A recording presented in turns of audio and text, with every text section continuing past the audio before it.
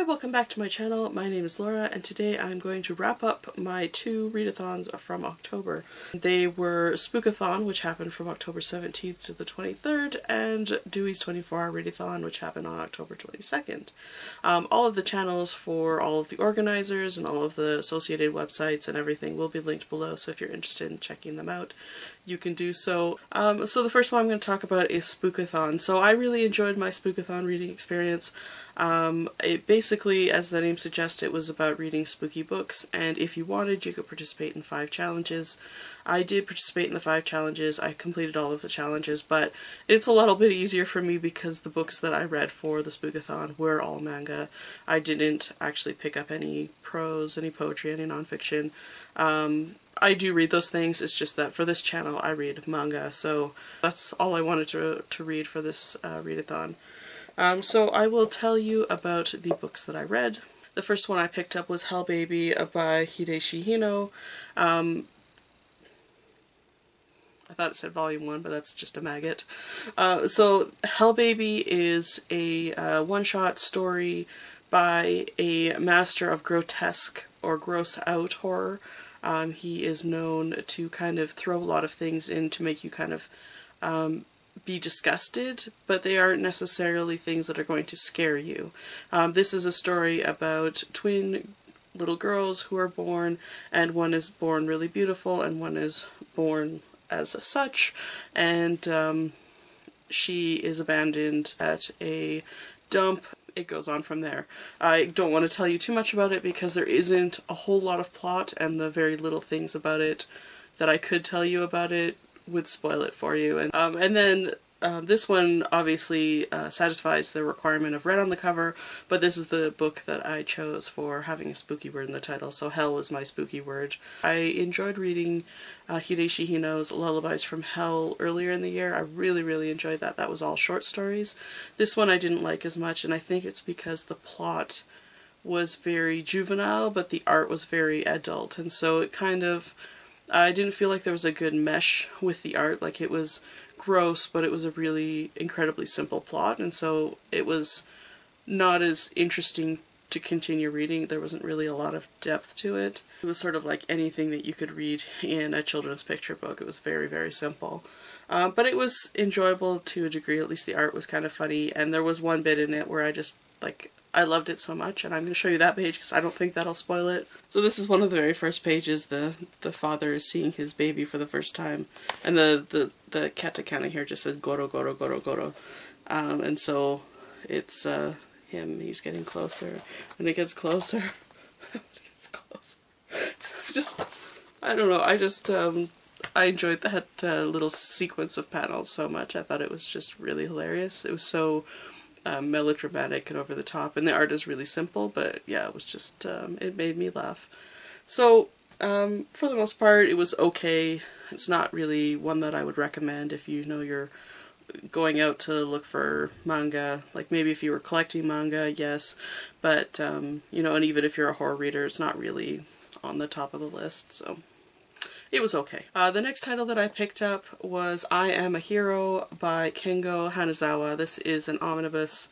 This is really quite a nice publication. I really like the size of it, and I really like the kind of like the weight and the cover, and the cover design is like fantastic, with the gloss, the high gloss for the color bit, and the matte for the just the black and white drawing. It's like, it's really nice. And this one is about this man here, and he is a struggling manga author. He wants to break out from being an assistant to another creator and become his own, and to become basically an independent manga author, and so he is struggling to kind of be able to do that. Other people that he has worked with have become successful manga creators, and he's sort of stuck still at this job. He has some mental illness where he is incredibly paranoid, as well as hallucinates, as well as talks to himself, so he kind of has all of these real issues that he's dealing with. He's I don't think that it's sort of like a treatment thing. I don't think he's really like diagnosed with anything. It just sort of like creeps people out when he's talking to himself. But he knows that he hallucinates, and so he can kind of judge between reality and, you know, this other non-reality that he has. So he kind of has that going. I thought this was a fascinating story. I thought it was written really well. It's drawn beautifully. It's really grabs your attention, and it's just a slow burn psychological horror at the beginning, and then it pulls into actually being kind of a full-out zombie horror closer to the end. I don't know what the second volume is going to be like. It's just a 2-volume omnibus title, but it's going to be really great. I gave this 5 stars. I thought it was fantastic, and I don't like zombie stories, so it was great. So this title has red on the cover, and it was a 2016 release, so I used it for that. But I also ended up, you could classify this as a thriller, so it definitely fits into that thriller kind of tempo and writing style. And I did end up kind of just leaning that way, that I could use this as a thriller because of the next title I'm going to talk about, which is Color of Rage by Kazuo Koike and Seisaku Kano. I read this kind of anticipating that it might be a thriller, but it's just also a title that I've been wanting to pick up, and I was sort of not 100% sure that it would fit into that category. It really didn't, but I really did enjoy this title as well. It's also quite a large manga. This is a story about King and George. King is an African man. I can't really tell if he is from Africa or if he is an African American, but he was a slave, as well as George, who is a Japanese man, and they were both on a slave ship together, and they escape the slave ship and they land in Edo period Japan, which is not super historically accurate, but it's not really that important that it's historically accurate. So they land in Edo period Japan, and basically they are traveling from place to place looking for a place that they can live in peace, and they're not finding it. And basically every place that they go to, in order to kind of gain peace, they have to prostrate themselves, to kind of just act in a way that would say that they are lowly, that they are slaves to someone who is more important or more you know, a higher level or higher rank, just sort of to gain any sort of acceptance in society, as well as the fact that King has to completely hide his appearance because he is an African man. He would stand out significantly in a very homogenous society. So it really is an examination more about Japanese society and sort of the slavery that is present in societal tradition and ritual, and sort of comparing it to African slavery. Like, it's a really stark and significant comparison. Some of the comparisons made me cringe a little because I thought they were a little, yeah, something, but for the most part I thought it was like really fascinating comparison, really fascinating read, really interesting topics, and there was a bits in it where I had the feels, so I thought it was fantastic. Plus the art is stunning in it. I have never read Seisaku Kano. He's the artist of this. I will show you because it's brilliant. So you can see here, like, the art in it is just stunning, and that's pretty typical for most of the panels. Like, that's the splash page, but it's really typical for a lot of the detail. Like, the backgrounds are fully illustrated. It's beautiful, and I really enjoyed it quite a lot. It does have a parental advisory, explicit content on it, so it's obviously an older manga for older readers, but highly recommended, especially if you are a manga reader and are interested in more historical manga, or yeah, kind of more of an exploration of like Japanese society, rather than just sort of like a fun, fanciful story. It really didn't fit into my Spookathon reading at all. There's nothing in it that's really spooky, but I thought it was a fascinating conversation about slavery and sort of like the slavery mindset, and I thought it was great, and I recommend it. The next thing that I picked up was Cat-Eyed Boy by Kazuo Koike, and I haven't read the full volume. This is another large title. This one is by Viz. Yep. And this was to satisfy, it does satisfy red on the cover, his shirt here is red, but it's also to satisfy a book with a paranormal character, which is a cat-eyed boy here. I didn't finish reading this because it is incredibly episodic, but it's episodic in a way that you really can't sit and read it in one piece, because the stories, it's not that the stories connect so much, but the characters kind of, some of the characters, cat-eyed boy, moves from story to story, so you really need a separation between chapters to read this title. Like, it doesn't make sense to sit and read it all in one go. So I made it about halfway because I am taking breaks between the stories. I am enjoying it quite a lot. You know, it feels like historical horror manga. Basically, Cat-Eyed Boy does not have much of a role at this point in the stories.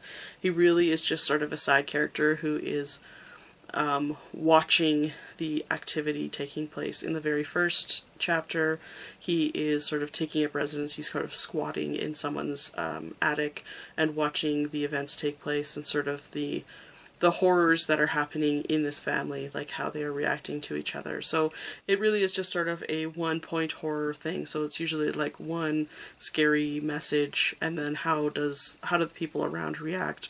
What is the aftermath of this one thing that happens? So the stories themselves are not you know, great and vast and, you know, deep, but they are very good stories, and they're certainly more mature than the Hideshi Hino title, which I talked about already. But I really enjoy Umezu's work. It's definitely quieter, slower. The art is fabulous. It's always beautiful. But really respect and enjoy his works. And this one will be enjoyed, and I'll continue reading it, but slowly. This isn't one that I can just sort of continually reading, which is kind of unfortunate, but at least I get to enjoy it for longer. So the next title I ended up picking up was Volume 1 and Volume 2 of Until the Full Moon by Minami Sato. My sister recommended that I read this. It was because I couldn't finish Cat-Eyed Boy in the week, because I have to read that one slowly, and so I needed another title with a paranormal character, so she suggested this. This is a sort of male-male romance or yaoi title, but essentially it is about two childhood friends. They are both paranormal characters. One is vampire, the other is werewolf, but instead of transforming into a wolf, he transforms into a woman on the full moon, and so it's sort of a comedy romance, sort of, and it's quite funny. The romance is very cute, and I enjoyed it quite a lot. I haven't read Minami Sato in years. This came out in 2005. Probably haven't read it since then. I enjoyed it a lot. I probably will be picking up more Minami Sato in the next few weeks, just so I can enjoy more of their work. It's a pretty short series. It's really cute. If you're into yaoi at all, this is a pretty fun one to read. I enjoyed it anyway. And the last title I ended up picking up was Lycanthrope Leo, or Lycanthropy Leo. Still don't know how to pronounce it. This is by Kengo Kaji and Kenji Okamura. And this is a title that I picked up at a secondhand book sale earlier in the year. It is a horror title about a basically races of half human, half animals. And so they live amongst humans, but then there's also humans who are designated themselves as hunters who want to extinguish these populations. So this is about a young boy who is 17. He's a track star, and when he turns 17, all of a sudden his tribe of, or blood tribe of the beast, that's what they call themselves, blood tribe of the beast, is sort of activated, and he transforms. He has a metamorphosis, and he transforms into this beast, and so now there are people who are after him. Some of them are after him because they want to kill him, some of them are after him because they want to use him to extinguish humans, and some are after him for, you know, to help him kind of like get used to being his new self and kind of hide among society. So there's all these different aspects. It's definitely a horror manga. There's some really grody bits. The story itself is pretty good. Some of the art in it is really spectacular. Some of it is not spectacular, so it kind of goes back and forth. and some of the horror is quite surprising, so that was kind of interesting as well. So, you know, I'm kind of on the fence right now about this one. Hopefully I can find another volume of it because it's going to be quite out of print. Hopefully I can get my hands on some more volumes of this. I think there were single issues of this out, so if I can't find that, I'll try and find the other. But anyway, I did enjoy this to a degree, probably like a 3-star read, but yeah, it was fair and definitely fit into the spooky theme. And I guess this wasn't on my TBR, but you know, there is still red on the cover and it is a paranormal creature, and yeah, it was fairly enjoyable. So next I did DEWEY'S 24-hour readathon, and that happened on October 22nd, which was a Saturday. I didn't read as much as I wanted to, and I didn't vlog because, for one, I didn't read as much as I wanted to, and I only had one title on my TBR. So I will show you what I did read. That is Naruto Volume 1 and 15 by Masashi Kishimoto. That is all I read. I read 15 volumes of Naruto. And it doesn't seem, I don't know how fast you read manga, but for me, this is not a lot of manga. But then I also was away from the day for 8 hours. So, you know, if you count it up, it's really only about 7.5 hours of reading that I did in the day. So that's basically what I ended up doing. And I did end up going to bed early. I came home. I went out after reading about 7 volumes of manga. I left the house before noon, and I got back at about 8, and I read until midnight, and then I just couldn't keep my eyes open. You know, like when you're trying to read but your eyes are just slipping into the back of your head, I just couldn't keep them open anymore. So I did try and take a nap at about 11. I woke up, I read another volume, and I was like, that's it, I'm done. So I went to bed, and my sister did a lot better than I did. She stayed up longer than I did anyway. You know, at this pace, if I had taken no breaks, I would have made it to 48, so like 50 volumes. I was expecting to read a little bit faster than that, but I guess, you know, you can't rush things. You know, generally I'm a pretty quick manga reader, except for when I'm timing myself and trying to read quickly, then I tend to be reading slower. So I can't explain that, but anyway, massive fail, whatever, doesn't matter. I still enjoyed my reading experience, and it's kind of nice to get back into this world. It's definitely easy to get back into it because I've read these volumes before, and so I knew what was happening, I knew the story, I know the characters. I'm really hoping to get into the second half, which is the Shippuden arc. I know people are not super fans of that part of the series, but I really want to read it because I haven't yet, and that's a shame because I have all of Naruto. I should probably read it. So I will be continuing reading this. I'm not going to try and read it as fast as I originally had planned. I thought it would be pretty cool to be able to, you know, finish them all in one day or one weekend, but it's not going to happen. So that's totally fine. I'm going to try a different challenge next time, and maybe that'll work out better. That is all of the manga that I read for the readathons in October. I have read other manga in the month, and I am continuing to read more manga since these readathons, which is not that long ago. I have read manga since then, so definitely we'll have another wrap-up coming at the end of the month, beginning of next month. And I do have quite a few other videos that are sort of in process of being edited, so hopefully there'll be some things going up soon. Anyway, thank you so much for watching my video. I hope you had fun in the readathon if you participated, and I will see you in the next one. Bye for now.